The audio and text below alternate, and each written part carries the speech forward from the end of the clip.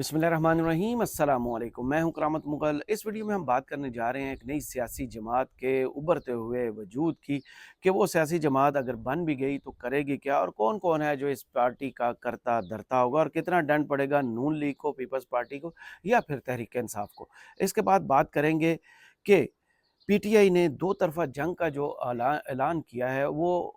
कानूनी लेवल पर ही है ये जंग, लेकिन उसकी वजूहात क्या हैं और उसके नताइज क्या निकल सकते हैं। इसके बाद बात करेंगे जनरल कमर जावेद बाजवा की गलत बयानी और उसके ऊपर होने वाली समात के हवाले से। इस्लामाबाद हाई कोर्ट ने रिटायरमेंट के बाद कानून की खिलाफ वर्जी, लापरवाही और गलत बयानी के केस में जनरल रिटायर्ड कमर जावेद बाजवा के एतराज़ पर नोटिस जारी कर दिए। हुआ ये था कि रिटायरमेंट के 2 साल के अंदर अंदर इनसे मंसूब इंटरव्यूज़ जो हैं वो बढ़ चढ़ कर ज़मीन और आसमान के कलाबे मिलाकर दो सहाफ़ियों जावेद चौधरी और शाहिद मेतला साहब ने लिख भी डाले, बयान भी कर डाले और बताया कि ये असल बात थी जिस पर कमर जावेद बाजवा साहब ने हमें ये बताया। इमरान खान के लॉन्ग मार्च, इमरान खान की हुकूमत, इमरान खान ने असम्बलियाँ जो डिज़ाल्व की, और शहबाज शरीफ कैसे लीडर हैं, हमजा शहबाज पर क्या एतराज़ था, आपको याद होंगी वो सारी चीज़ें। उस हवाले से कि कोड ऑफ कंडक्ट की ये खिलाफ वर्जी है कि 2 साल अभी पूरे नहीं हुए रिटायरमेंट के और कमर जावेद बाजवा साहब ने सियासी बयानात दागना शुरू कर दिए। उस कोड ऑफ कंडक्ट की खिलाफ वर्जी पर यह केस चल रहा है।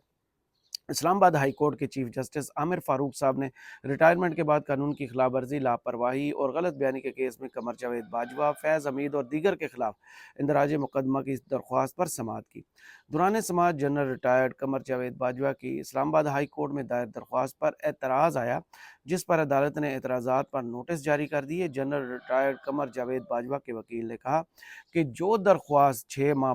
बाद जमा हो उसकी कोई वक़्त नहीं, उसे खारिज कर देना चाहिए। इस पर एफआईए ने अपना मौक़िफ़ दिया कि दरख्वास्त आ गई है तो हम कानून के मुताबिक देखकर ही इस पर कोई फैसला करेंगे। चीफ जस्टिस आमिर फारूक ने कहा कि एफआईए को पहले देखना है कि इसमें कोई जुर्म बनता है या नहीं। इससे कबल 22A का केस आया था, उसमें सीनियर जजेस ने आर्डर किया था। जिन सीनियर जजेस ने आर्डर किया, मैं वो आर्डर नहीं करता। अदालत में जो सहाफ़ी हैं जावेद चौधरी और शाहिद मेतला, उनके वकील ने दरख्वास्त पर एतराज़ करते हुए केस डिवीज़न बेंच को भेजने की इस्तदा की कि यानी कि ये एक जज केस ना, यक रुकनी बेंच जो है वो केस ना सुने, कम अज़ कम 2 जज जो है वो उनका बेंच जो है वो ये केस उसकी समाअत करे। अदालत ने कहा कि कानून और कायदे के मुताबिक एफआईए को इंक्वायरी का फ़ैसला करना है, ज़रूरत हुई तो हम डिवीज़न बेंच को भी मामला भेज सकते हैं। जस्टिस आमिर फारूक का कहना था कि ये भी नहीं कहूँगा कि रोज़ाना बुलाकर तंग करें या तंग ना करें, जो भी तफ्तीश होगी उससे कहेंगे कानून कायदे के मुताबिक देखें। अदालत ने एफआईए में दरख्वास्त दायर पर एफआईए को कानून के मुताबिक फैसला करने की हिदायत करते हुए एतराज़ात पर नोटिस जारी कर दी और समाअत गैर मुअय्यना मुद्दत तक मुलतवी कर दी। मसला ये है कि जो बयानात दिए गए वो थे सियासी, और जो इस बड़े ओहदे पर होते हुए और फ़ौरन रिटायरमेंट के बाद ये इंटरव्यूज़ देना, और फिर ये उन इंटरव्यूज़ के मुताबिक अगर हम जाते हैं और वो साबित दुरुस्त कह रहे हैं कि जनरल बाजवा साहब ने ऐसी बातें की हैं, तो फिर इंटरफेरेंस जो है वो भी साबित होती है और सियासत को कंट्रोल करने की चीज़ें भी साबित होती हैं। उसी मामले को कंट्रोल करने के लिए अब ये दरख्वास्त जो दी गई थी कि बिल्कुल मैंने इस तरह के कोई इंटरव्यूज़ या बयानात नहीं दिए, कोई मेरा उन इंटरव्यूज़ से लेना देना नहीं है। तो अब जो है कानून के दायरे में आके अब एफआईए पहले तफ्तीश करेगी कि आया उन सहाफ़ियों ने वाकई इनसे बात की थी, वाकई वो इंटरव्यू उन्होंने दिए थे। अगर दिए थे तो फिर कमर जावेद बाजवा साहब और फैज़ हमीद साहब के लिए सख्त जो है सज़ाएँ वो तजवीज़ हो सकती हैं। और अगर कानून जैसे कि आपको पता है फेस देखता है, पाकिस्तान में केस को कम देखता है, अगर फेस को देखा गया तो फिर उन सहाफ़ियों की सरज़नश होगी, उनको जुर्माने और सज़ाएँ हो सकती हैं कि उन्होंने कमर जावेद बाजवा साहब के नाम से ऐसे इंटरव्यूज़ और स्टेटमेंट्स जो हैं वो क्यों मंसूब की जो उन्होंने कही नहीं है। दूसरी तरफ पीटीआई की दो तरफा लड़ाई जो है, जनाब सेनेट इलेक्शंस होने जा रहे हैं कल। पीटीआई ने दरख्वास्त दे दी है सेनेट में भी और हाई कोर्ट में भी। کہ ان الیکشنز کو روکا جائے، کیونکہ ابھی کے پی میں الیکشنز نہیں ہوئے۔ کے پی میں جو سینٹ کے انتخابات تھے وہ الیکشن کمیشن نے خود ہی روک دیے تھے، کہ کیونکہ ان کے ساتھ مخصوص نشستوں کا معاملہ جڑا ہوا تھا، کہ پہلے مخصوص نشستوں پر جو لوگ ہیں وہ حلف اٹھا لیں، اس کے بعد آپ یہاں پہ سینٹ کے انتخابات کرا لیں۔ وہاں پر سینٹ کے انتخابات تو نہیں ہوئے، تو پھر انٹر لنکڈ یہ ساری چیزیں آپس میں کنیکٹڈ ہیں۔ اگر وہاں پہ انتخابات نہیں ہوئے تو پھر سینٹ کے جو آپ انتخابات سینٹ کے اندر پارلیمنٹ میں اندر کروانے جا رہے ہیں وہ کیسے ٹھیک ہوں گے؟ آپ نے ماضی میں غلطی کی کہ پنجاب میں اسپیکر، ڈپٹی اسپیکر اور وزارت اعلیٰ کے انتخابات کروا دیے، مخصوص نشستیں ابھی الاٹ نہیں ہوئی تھی۔ پھر آپ نے یہی غلطی وفاق میں دہرائی، اور پھر جب آپ کو غلطی کا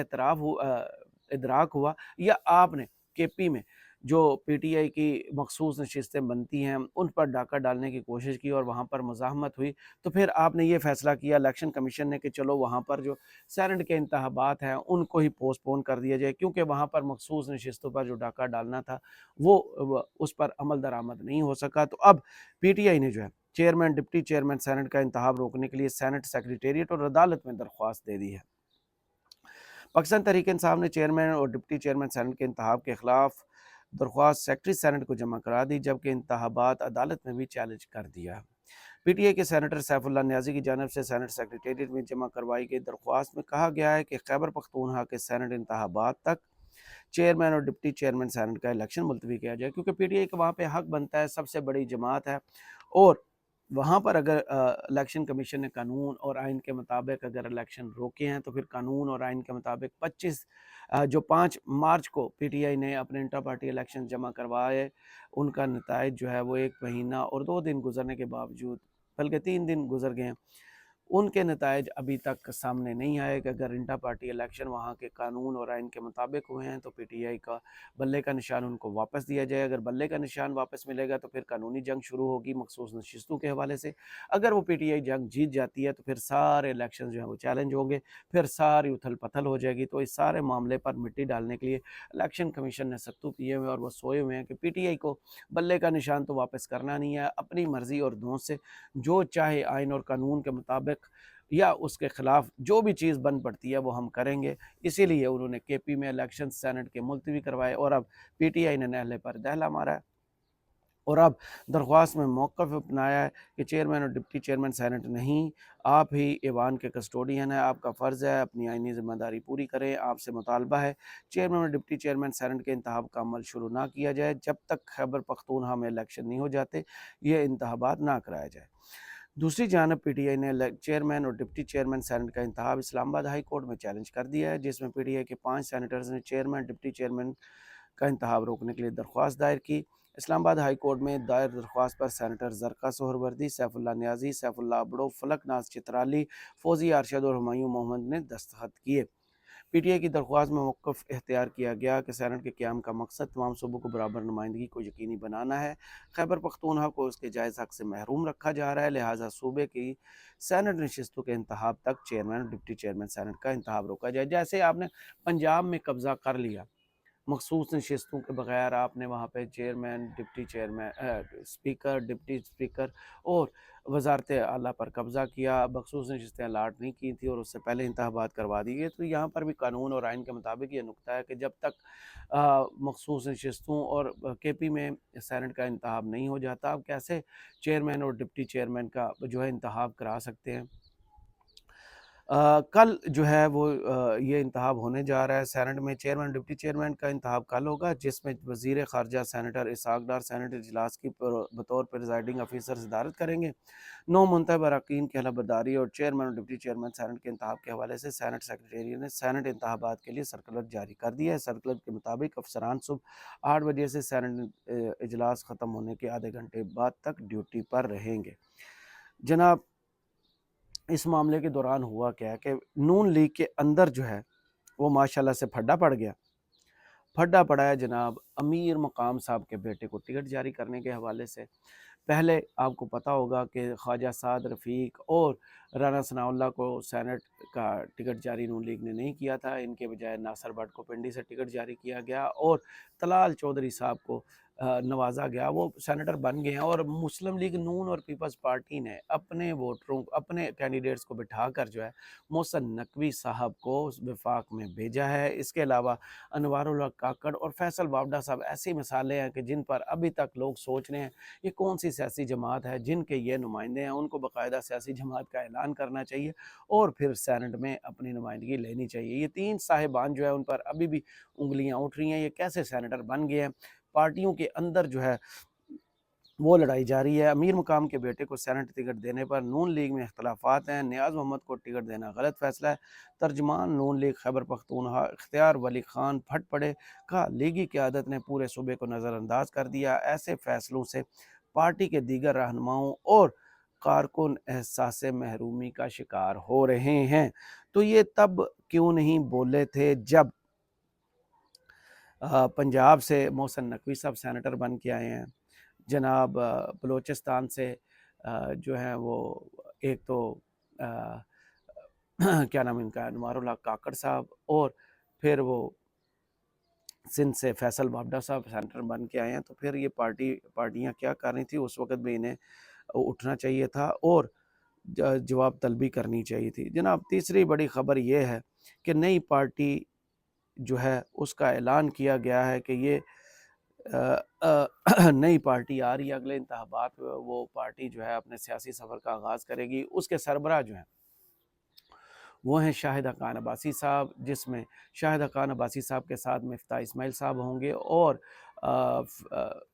مصطفیٰ نواز کھوکھر صاحب، جو چیدہ رہنما جو ابھی تین ہیں بڑے رہنما وہ ہیں۔ اب یہ کن بندوں کو قائل کرتے ہیں؟ مسلم لیگ نون سے زبیر صاحب جو ہیں وہ بھی خفا گھوم رہے ہیں، عباسی صاحب بھی خفا گھوم رہے ہیں، اور بھی بہت سے لوگ ہیں جیسے خواجہ سعد، جاوید لطیف اور رانا ثناء اللہ، یہ آج کل ایسی سٹیٹمنٹس دے رہے ہیں کہ جن کے نہ سر ہوتے ہیں نہ پاؤں ہوتے ہیں، اگر ان کی بات مانیں تو ان کے مطابق تو وفاق میں ان کو حکومت ہی غلط ملی ہے، ان کا مینڈیٹ نہیں تھا، انتخابات ٹھیک بھی ہوئے ہیں، کہہ رہا ہے دھاندلی ہوئی ہے، دوسرا کہہ رہا ہے دھاندلی نہیں ہوئی۔ تو اندر جو کھچڑی بن رہی ہے اس کا نقصان جو ہے مسلم لیگ نون جو ہے ان کو پڑے گا، کیونکہ شاہد حقان عباسی صاحب کی نون لیگ کے اندر جب تک تو تھے ان کی عزت بھی تھی، ان کے لوگ ویلیو بھی جانتے تھے، انہوں نے بھی یہی کہا تھا جو ماضی میں چودھری نثار صاحب نے کہا تھا کہ میں کسی بچے کے پیچھے ہاتھ باندھ کے کھڑا نہیں ہو سکتا، جیسے پرویز رشید صاحب یا عرفان الحق صدیقی صاحب ہاتھ باندھ کے کھڑے ہوتے ہیں، میرے سے یہ نہیں ہوگا، مجھے اپنی جو سیاسی کیریئر ہے اس کو دیکھ کر یہ فیصلہ کرنا ہے کہ نون لیگ میں نے نہیں رہنا۔ اب انہوں نے باقاعدہ طور پہ پارٹی رجسٹریشن کی، الیکشن کمیشن میں درخواست دائر کر دی ہے، اور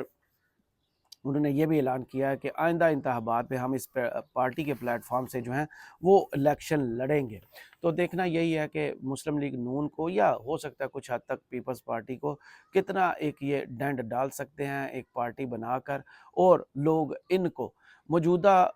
اگر ہم سیاست کو پاکستان کی دیکھیں تو صرف دو پارٹی کا نظام چل رہا ہے، یا پی ٹی آئی ہے یا anti P T I. Anti P T I platform پہ جتنی چاہے پارٹیاں اکٹھی ہو جائیں، ان کا مدعا اور ان کا موقف صرف یہ ہے کہ ہم عمران خان کے خلاف ہیں، اور دوسری جانب صرف ایک ہی پارٹی ہے جس کا نام پاکستان تحریک انصاف ہے، وہ ہے، اور لوگ ان کے ساتھ ہیں، قیادت ان کی تتر بتر تھی، اب ساری ایک پلیٹ فارم پر جمع ہونا شروع ہو گئی ہے۔ عمران خان نے باقاعدہ طور پہ سیکنڈ اننگز کا آغاز کر دیا ہے، کیونکہ سیاستدانوں سے ملاقات کے بعد پی ٹی آئی میں ایک نئی روح انہوں نے پھونکی، جو سٹیٹمنٹس ان کی طرف سے آئیں، اس کے بعد پارٹی کے اندر جو ہے اب اکھاڑ بچھاڑ اتھل پتھل ایک دفعہ پھر شروع ہوئی ہے، لیکن یہ معاملہ جو ہے وہ جب فائنل سٹیج پر آئے گا تو پارٹی بالکل کلین ہو کر بالکل لانڈری سے نکل کر لیکن پیور پی ٹی آئی جو ہے وہ سامنے آئے گی۔ کرامت مغل کو اس ویڈیو سے اجازت دیجیے، کمنٹس باکس میں ضرور بتائیے گا یہ ویڈیو آپ کو کیسی لگی۔ اللہ حافظ۔